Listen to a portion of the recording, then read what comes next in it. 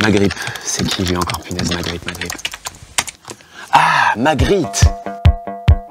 Bonjour, j'aurais souhaité parler à Magritte, s'il vous plaît. René, oui.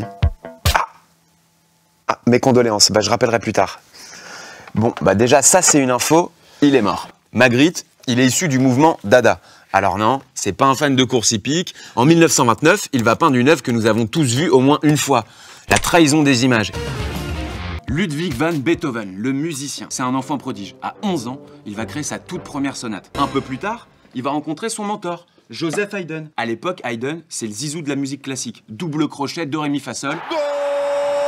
Ludwig est promis à une grande carrière. Sauf que Ludwig commence à devenir sourd. Ça, c'est sa 5e symphonie. En 1810, il va créer la lettre à Élise pour une certaine Malfatti Thérèse, qui n'a pas un physique facile.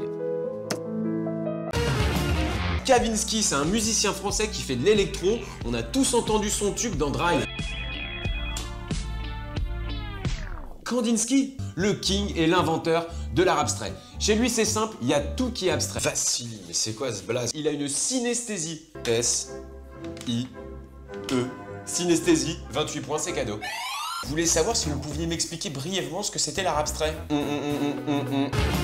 Georges Méliès, né en 1861, un des pionniers du cinéma français et des premiers effets spéciaux. À la fin du 19e siècle, il était magicien dans des foires. En 1888, Georges hérite d'une petite fortune. Oh oui, oui, oui, oui! Ah oui! Oui! Et en 1897, il va monter sa propre boîte de production, Starfilm. Il faut être conscient qu'à l'époque, c'est le début du cinéma. Faut oublier les salles de ciné, les séances d'1h30, 2 heures et même les pop-corn. C'est à moi que tu parles là. Oh. En 1902, il réalise Le Voyage dans la Lune, son film le plus connu. Il en a même fait une version colorée. Pour faire un film en couleur, ils ont dû repeindre plus de 13 000 images. Le cinéma va devenir une industrie, il est ruiné. Pour plus qu'on utilise ses films, il va aller brûler tout son stock de négatifs. Plus de 400 films!